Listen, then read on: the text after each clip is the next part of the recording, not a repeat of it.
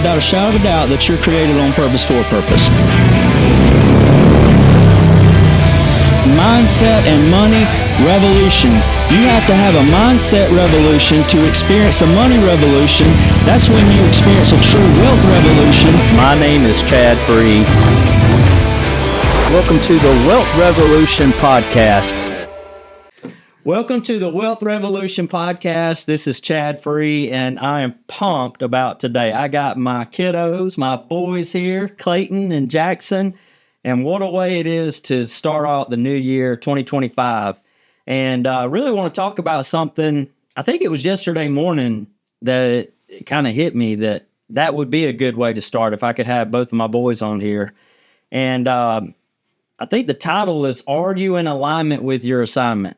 And some of the things that I want to talk about with both of you boys is just, an inspiration that y'all been for me in your alignment. And so that's pretty much what we're going to talk about. Now, let's go ahead and get it out. All right, before we start this, we might be uncontrollably laughing, right? And I'll warn you this too. People that know me, that see me speak, out of nowhere, out of left field, man, it might just hit me and I get choked up when I talk about my boys and my family. All right. So you've been pre-warned. Hopefully they won't get in a fight over competition. They're very competitive, but I say, let's jump into it. What do you think, boys? Y'all good? Yeah, it's good. All right. So this is what I want to talk about. First of all, I want you to understand what alignment means. If you think about a car, this is the best way I can describe it. If you think about a car, you kind of let your hands off the steering wheel and you can feel it pulling one way. That means your car needs an alignment. And for those who are completely clueless about mechanics, like I am, I do know that there's something wrong there, right? But you have to bring attention to it. So if you completely ignore it, you start pulling, but what you're doing is you're fighting against it. And so that's wearing down the tires. That could be wearing and tearing on other things that are unseen. And if you completely ignore it, you might have just a complete breakdown, a wreck, or whatever. So that's why it's important with alignment. And what I want to talk about today is we too, as humans, and especially as Christians, we need to be aware of our alignment. And I think it's when we are aware of our alignment, that's when God starts revealing his assignment to us more clearly.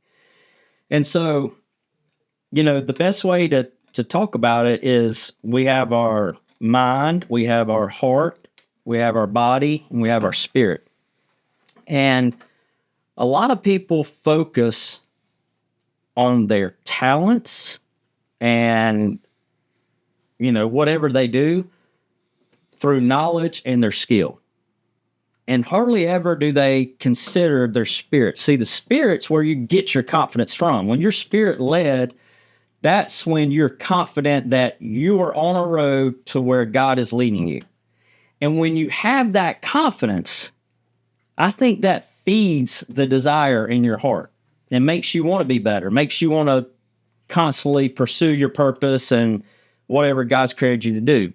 Then that gives you the yearning to learn more and be knowledgeable and all of that. And then through that comes self-discipline and your skill and all that. So let's just jump right into it. And by the way, I think this is going to be a great podcast for everybody, but I'm going to share with you some of my, I'm going to be vulnerable and admit where I had it wrong as a dad, as it comes with these two boys.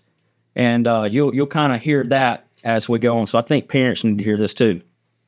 So let's start with you, Clayton. You the number one, right? Yeah. Numero uno. All right. So I'm going to brag on you. And let me say this too. They're both very hungry, humble, and coachable. And so they might not like some of this, but I can brag because they're my kids, right? This kid here was a phenomenal baseball player. I mean, he played since you were what? How old were you? 4 years old. 4 years old, he carried a bat in his hand or, his glove, and it's all about baseball. He played some football, but I think baseball is where you really got a lot of traction. And we did the whole travel ball thing, and you was always, top 3, top 5 hitters on the team. You made remarkable plays in the field at first and even pitching. And then we get to high school. High school, probably, I guess you'd say, wasn't the best experience starting out, right? No. So that desire started to fade just a little bit. Now, me, I saw the potential inside of you, and I recognized that, and that's what you were supposed to do, according to me, right? Right. Exactly. I mean, he's going all the way, right? He is, just period, point blank. But I started trying to listen to understand, and I think that, would you say that you were hesitant in telling your mom and I that you were losing the desire for baseball? 1,000%, yeah. I remember you kind of swallowing and saying, I really need to talk to you. Do you remember that? You took us upstairs into your bedroom, and tell them a little bit about, what did you say there?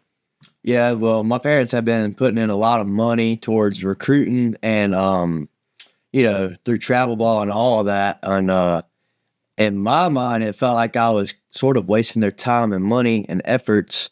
Because, I at one point had that dream to go play in college, play college baseball, but that dream slowly started to fade.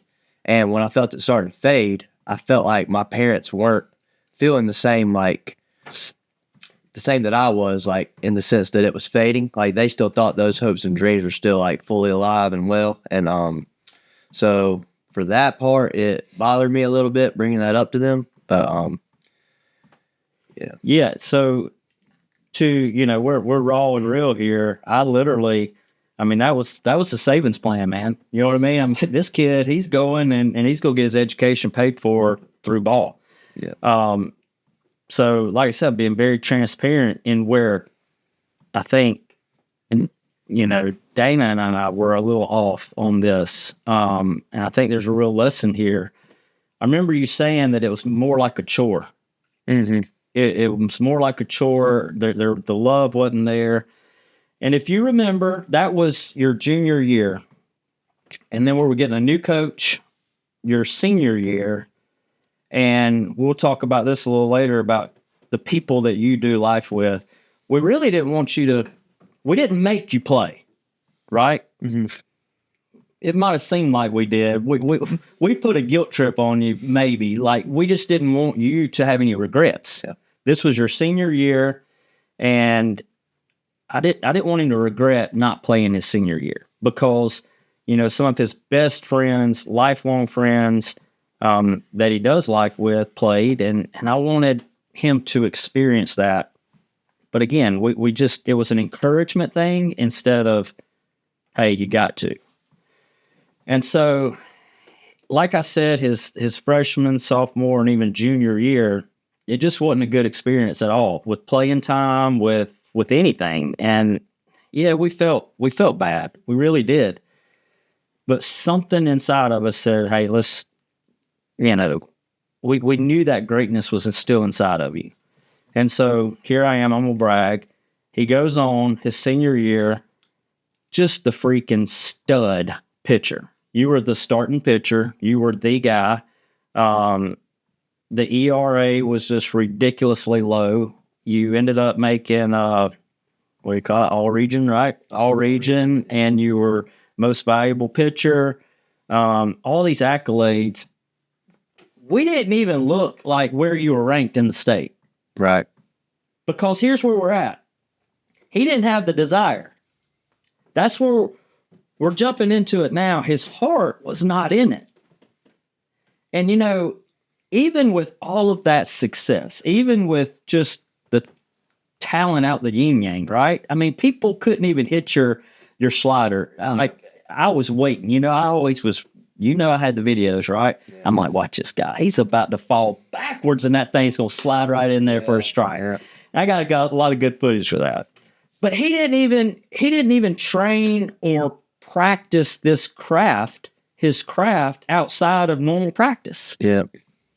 So imagine where you could have been. But the whole point is, your heart was not in it anymore. Exactly. Yeah.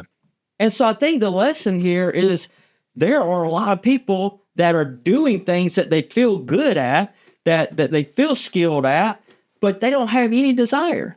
So when they do face plant or fail at something, it's hard for them to get back up because their heart's not in it. And that's a very, very important piece. And so I had to come to that conclusion. If I'm sitting here saying that, hey, what do I say? Created on purpose for a purpose, right? That's not for me to dictate what you are going to do in your future. And so we've got a real, we're going to come full circle with you here in just a minute. But, to parents out there that see this potential, you got to look at all four parts of the nature. Is that what they're being called to do? Is that where their desire is?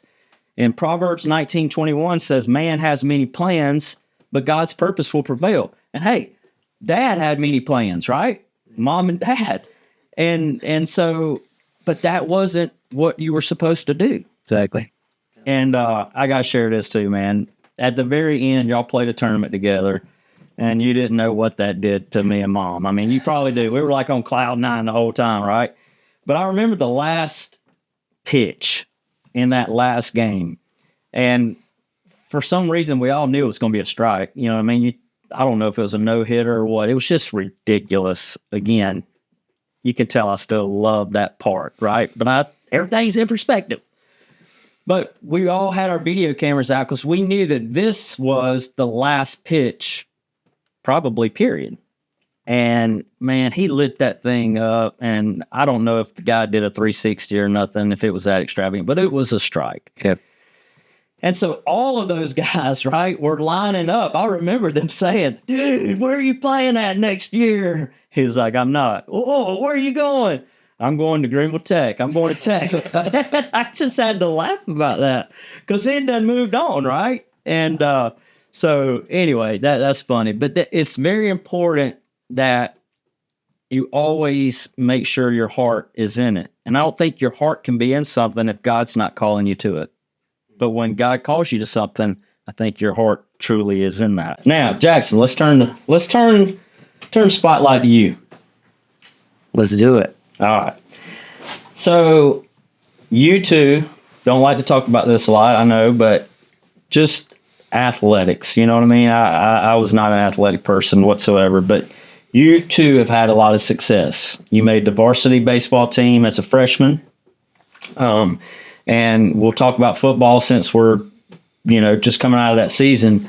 But last year, I mean, you played amazing, right? You, I think Huddle named one of your runs top 5 in the nation for the year. You were once, I don't know where you are now, but you were ranked like one of the top dual threat quarterbacks in the country and then number 2 in the state. But that was last year. This year, this past season, you get pulled up to varsity as a sophomore, right? Sophomore QB. And you're back up to a senior, but then you get a chance. What is it, your second game? Was it the second game of the season? Second game. So the second game of the season, he's starting Friday Night Lights. All right, here goes Dad. Here goes Dad again, right? So I'm sitting here nudging him. I'm being very careful because I don't want to ever cripple the confidence. I knew and was confident in his skill. I knew and I was confident in his heart. But I didn't know about his mindset. And I didn't know about your confidence on a Friday night. Friday night, yes or no, is completely different than Thursday. Oh, yeah. 100%. 100%, right? Way more people, faster, everything. Yeah. So as your dad and being confident in those areas, I still wanted to make sure your mind was ready for that and that you were confident. And I say it was for you, but a little bit it was for me and your mom because there's a lot of pressure there. I didn't know if you were going to be, how intimidated you would be with, the bigger guys coming at you or whatever. And again, I kept going. Then finally I spit it out, right? I'm like, are you ready? In your mindset, are you ready? Are you scared? You know? And I want you to tell the audience, tell us what you told me. What did you tell me about how you play and why you play that way? So I heard this from Coach Ramsey, my baseball coach. So basically it started throughout the baseball season because I had played varsity and that was a little intimidating, but I just always thought to everything's already planned out. So why should I be afraid or nervous or fear anything? Because it's already going to happen. So I just leave it in God's hands and I just trust him and everything will happen accordingly. And when you said that, I wanted to run through a brick wall. I did. I mean, because, and it gets me a little choked up hearing him say that. And I think Clayton will attest, later on we'll talk about that. But at this level, at both of y'all's level, but at that level, to have that mindset of that everything's already planned out. The outcome has already happened. So I'm thinking, of course, we have a very positive mindset, but injuries, because he's had some ankle issues in the past. But then I looked at you and I was like, okay, so if something like that happened, then you got Romans 8:28. All things work together for the good, no matter what that is. And so even when you had, let's go back real quick to last year, you had an ankle injury. You were hurt, a little upset, but it wasn't the end of the world. Your mindset was crazy. Hey, it happened for a reason. Right. Cool. And I'm sitting here thinking, man, I'm sorry. We're wanting to, fix it. Because that's what we do as parents. We want to fix when our children are hurt or not feeling good or whatever. Hey, Dad, everything happens for a reason. So you went out there. And I knew then, I got my confidence in hearing what you said and where your confidence comes from. Mm-hmm. So I want you to tell them, because I don't have it written down, what did you do that night? How many touchdowns were there? I think it was 3. Yeah. 4? It was 3 or 4. I didn't have passing touchdowns. It was passing only. But yeah. I did have some, It's 3 or 4. Oh, yeah. It was out of this world. It was out of this world. I mean, and you couldn't do nothing with any of us. We were just walking on air, right? And he just remained humble throughout the whole deal. And I know that, again, this is hard for y'all because I brag on you. But that's the thing, guys. I mean, it's just your mindset playing without fear came from your spirit. Boom. And that confidence was feeding that the outcome has already been determined. So for business people, I actually did a talk because I do Tuesday morning talks. I'm like, even me, why be intimidated? You can't lose something that you don't have. So if there's a big account out there that you're trying to get, why are you scared? You know what I mean? Why we get with fear of rejection, right? And that's just not the way to live. Trying to please others or approval addiction, whatever. Just go out there and be you, man. Be you. And that's what it's all about. So anyway, I thought that was really, really cool. So let's flip it just a bit. Let's talk about faith and purpose. And we're going to kind of go back to you, Clayton, because I saw a mindset revolution. Can't hint, right? I don't have my book with me right here, but it's all good. It's all good. So, you had a mindset. Thanks, Kay. Appreciate it. You had a mindset revolution in an area that that just blows me away. And even now, you continue to blow me away with your self-discipline in what you're doing, because I really think that you found your passion. So tell us about nutrition, fitness, working out, your health. Tell us what got you interested in that and what flipped the script for you. So it was really baseball. Because we were talking about how at one point I did care and I did really want to go play college ball. So I picked up the weights a little bit and started lifting weights in order to get better at baseball. And then like slowly over time, I started like really, really liking lifting weights. And then I went to the beach one year and I was like, I had been lifting the weights, but bro, I still eat the Twinkies. So it's like, I'm still way behind. I'm not seeing no results. So everybody got their shirt off, I look, nothing like everybody else. I look a little different. So I start looking into nutrition and I found out, you need to eat a certain way to look a certain way. You are what you eat. So, so baseball fueled the weights and then that fueled the nutrition. And then slowly over time, the reason I keep doing what I do is because if you go to the gym one day and you come back and look in the mirror, you're not going to see no difference. But if you go to the gym... Wait a minute. Are you saying that about me? You know how I work out once and I say, hey, feel that right there. Feel that right there. I thought it was a shout out to me. Go ahead. I'm just negative. No, yeah. But if you go consistently for a year and you eat, nonstop for a year, that's when you see the results.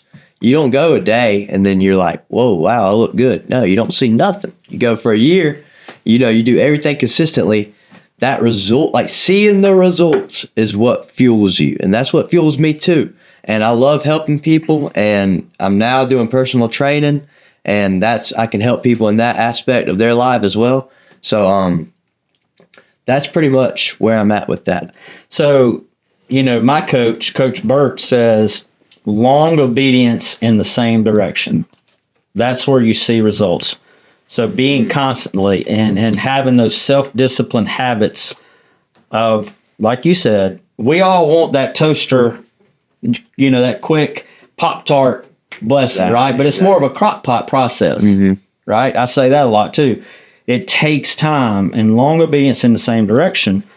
And so I got to say this. You were the child that we never thought would be self-disciplined at much of anything. Right. And I say that lovingly.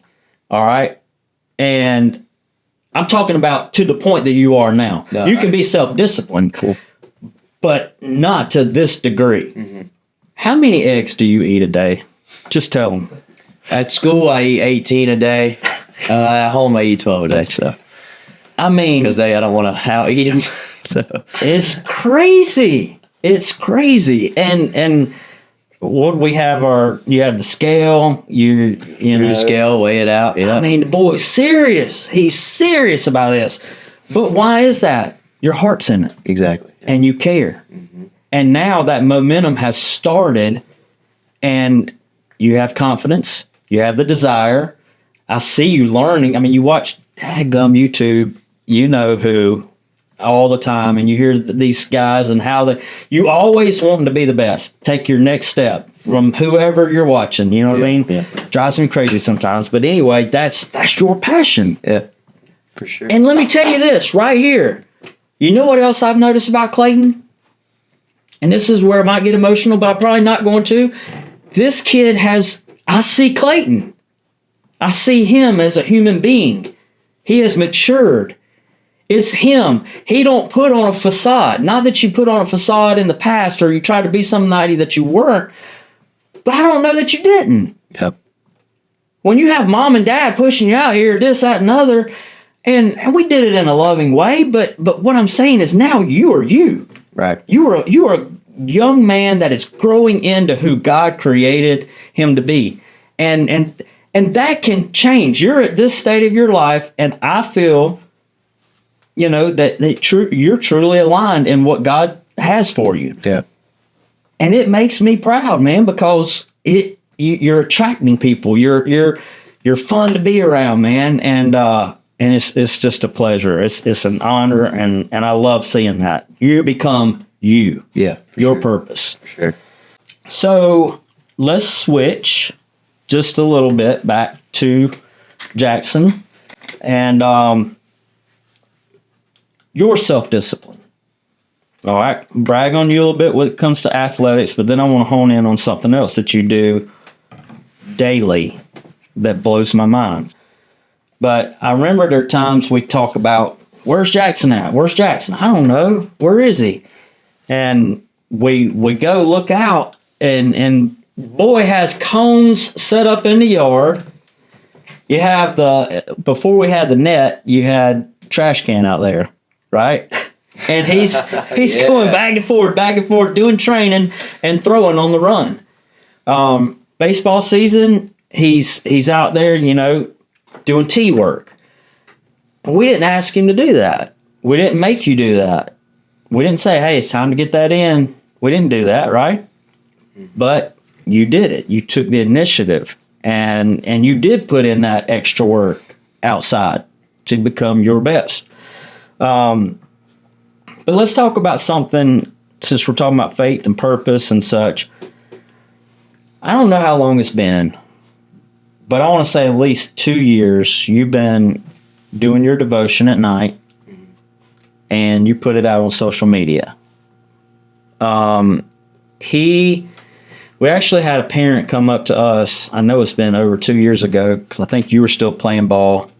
And the mom said, hey, I don't remember the kid's name.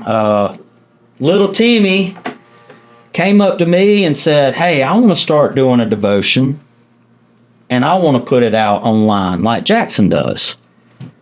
Well, that was news to my wife and I. We were like, what are you talking about? He's like, yeah, so little Timmy says every morning he wakes up, he sees a devotion that Jackson has posted.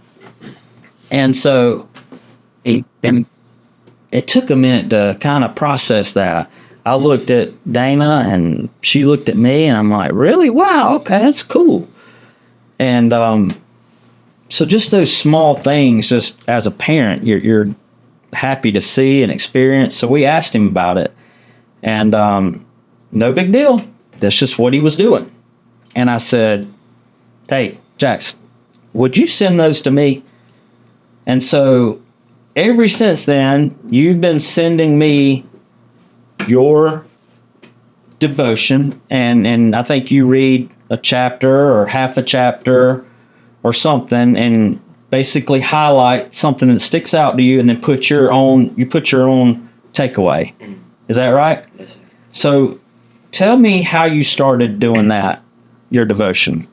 It was probably my 7th grade year. I went to a church camp, and we had got a group together after the church camp on a text message. We all would read and send it in, and it just kind of held me accountable. And ever since then, it just stuck with me, and I've just been doing it. Yeah, so I got to say this and understand what I'm saying here. When I first saw that, I started paying attention to you doing your devotion. I see you doing your devotion. You're sitting on your bed, and you got your Bible open, and you're writing. And this is bad for me to say. Not really, just being me, being truthful. There were some late nights with sports. There were some late nights, period. And I kind of was going to say, okay, let me see if he's just going to go to bed. You know what I mean? He ain't going to do it tonight. Ain't no way. But I don't know that you're just absolutely perfect in doing that every night, but I haven't seen a night that you haven't done it. And not that I check on you, because I get it every morning or every day. And I got to where I'm posting that on my social media. If you see that I skip a day, it's not because he skipped a day and sending those to me. It's because I just didn't do it for some reason or another. But that blows me away. It blows me away because now I hear adults coming to me saying, please keep doing that. Those devotions, and I have to tell them, that's not me. You know what I mean? I'm not that you want credit, but I'm saying that comes from Jackson, and he sends those to me. And I have all kind of people saying that just hit. I needed that today. You have no clue how that hit me today. And that's the living word right? That's God's living word. And God uses people to speak through them or use them to communicate something else to somebody else, right? So with all that being said, when you are operating from purpose and that confidence feeds the desire of your heart, that self-discipline and that long obedience in the same direction just automatically happens.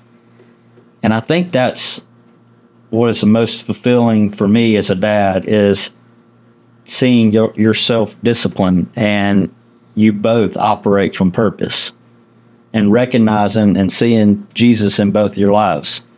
It's just amazing. So for that, I'm thankful to both of you, and I love you both more than I think you could ever fathom. So once you have your alignment, sometimes we get off track, right? But I think it's easier to pick up. Oh, I'm starting to get off of track a little bit. Once we're aware, like for me, I mess up every day. But that North Star, of purpose and being who God called me to be, I feel it if I start venturing off. Mm-hmm. So I have to stay in line with that. But I feel like in order to do that, you have to have the right relationships. So as we start wrapping up, talk about what your thoughts are on relationships. And I say this a lot. You can have people in your circle, but just because they're in your circle don't mean they need to be in your corner. Mm-hmm. You know what I mean? Those are the people. Those are the people that you need in your life. So what does relationships mean to you? I know you've got a couple of key ones. Just talk to me about relationships and how it's helped you in however way you want to talk about. So I was reading, I'm doing a Bible recap where I read the entire Bible throughout this year. And I just started, and I started with Genesis 1 through Genesis 3. And one of the main things I noticed is that when God created man, he created Adam. But then he noticed Adam was by himself and he needed a helper. So he took the rib out of Adam and he created Eve, because it's not good for man to be alone. That's what the scripture said. It's not good for man to be alone. So he took the rib and made a helper for him. Another verse, I can't quote the verse, but it says, two is better than one, so on and so forth. So you see that a lot throughout the Bible. And when you put that into everyday life, you can kind of see when you fall down, it's hard to pick yourself back up. But when you can put a hand down and have somebody else grabbing your hand to get you back up, that's a lot easier. You got to have boys that, have, or girls, that have the same mindset as you, the same morals, people that'll always help you up when you fall down, accountability partners, when you slip up, you tell somebody. I find that very, very crucial. And I think, throughout my life, I've gotten in with some of the wrong crowds. And, when I truly saw my transformation is when I started, loving people from a distance and then keeping my people with the same morals and same beliefs and same goals really, really tight. So you'll really start to see yourself progress when you, love others like Jesus did, but you keep that circle tight. The people that, have the same morals as you, and y'all will progress together. So that's kind of, how I view relationships and whatnot. Well, your mom and I both talk often about how blessed you both are, but, since we're talking about you, for you having your buddies that you do life with. Mm-hmm. And in crucial moments, whether it's bad, whether it's good, having those people that you can lock arms with and you're equally yoked, it's huge. Mm-hmm. And that's really because we can't be there with you all the time. Yeah. But knowing that you've got your boys that truly care about you and operate from that same foundation, it gives your mom and I peace big time. And for that, very thankful. And if you watch this, you know who you are. I love you. I really, really love you and thankful for you. All right, Jackson, talk to us about relationships and the tribe, right? Your tribe. I mean, Clayton really hit it good, but I would just say, like, just having the tight group, like he said, and like everybody has the same goal in that group and the same mindset and the same heart, and they all want to like see each other do good, and they don't like pull each other down. They always pick each other up, and just always there for you, even when it's like, even when you're struggling and stuff, or you're just not having a good day, like they're there for you and they reach out to you and they're just always caring for you. And I think it helps. I just had a good group at church. That's helped me a lot, for sure. Yeah. It's like they give you no choice but to succeed. Yeah. Like they're not going to let you stay down. You know, Right. Pick you right back up. So I've actually said that, you know, with you in particular, you've got such a good group that as a byproduct, I think, comes accountability. Now, I don't know if y'all call each other, hey, did you do this today? Did you do that today? But because y'all are so yoked, I think equally yoked, I think if somebody started falling back, you're not going to fall backwards Right. because you want to stay right there, right?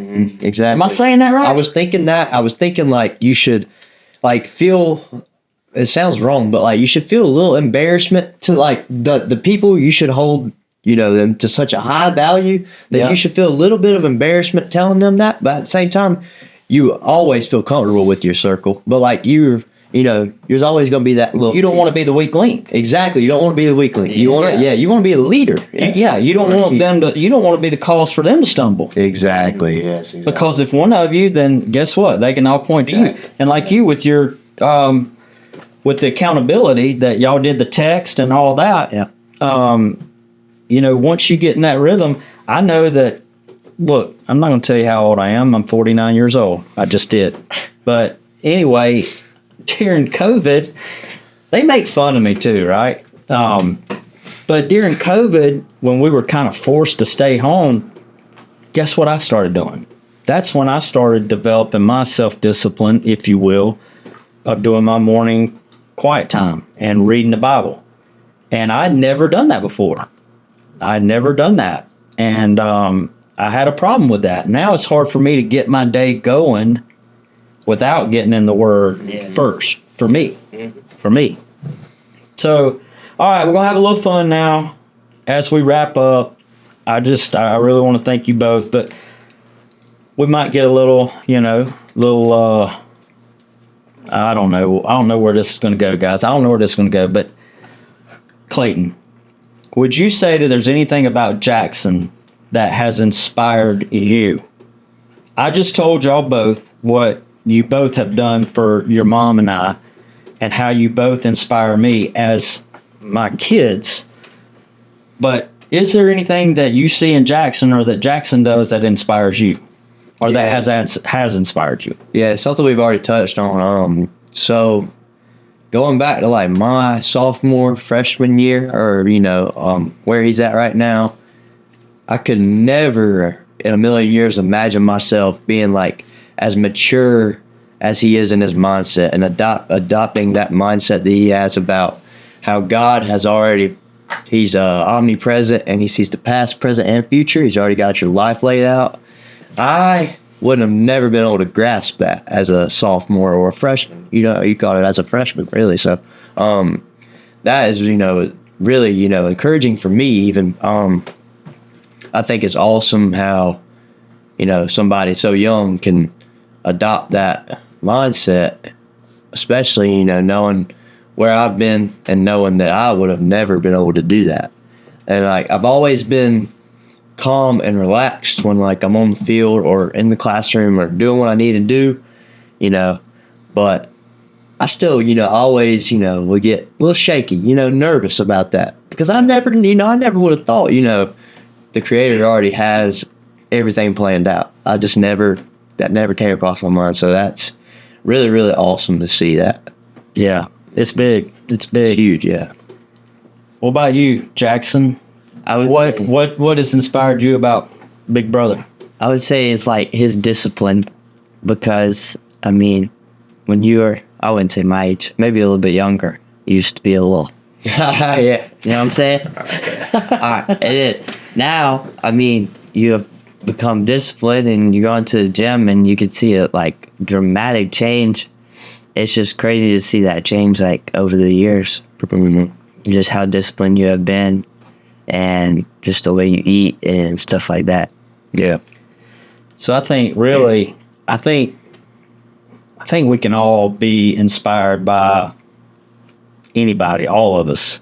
I personally think that you are the athlete that you are because of your competitiveness, because of your brother. For sure. I mean, goodness gracious, we could get into that. You wanted to just, Dad, please get him and just take him, go in the house. I'm trying to play with my friends, but he wasn't going to do it. He wanted to be as good as or better. He constantly fought to do that.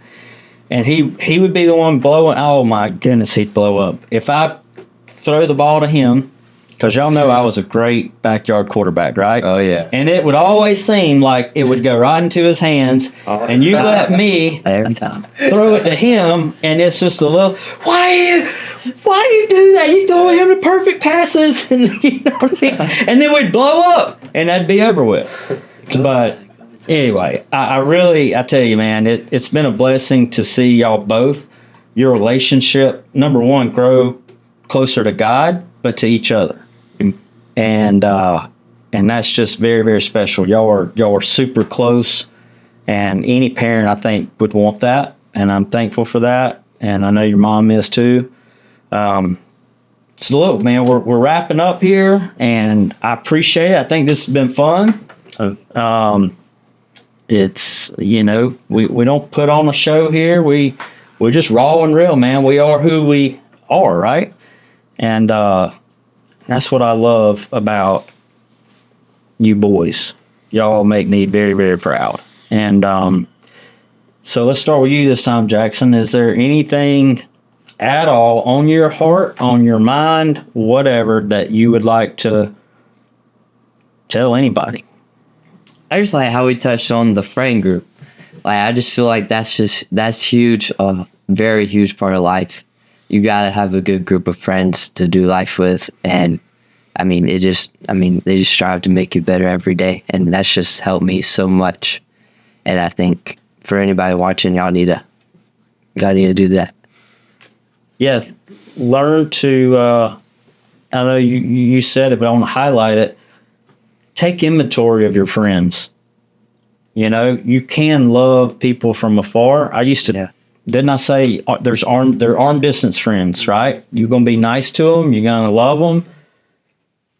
But, man, you got to be careful who you let in. You have to, because they can pull you down. Even though you think you can pull them up, you can be pulled down just like that. Right. And so, yeah, great deal. Clayton, anything you want to say?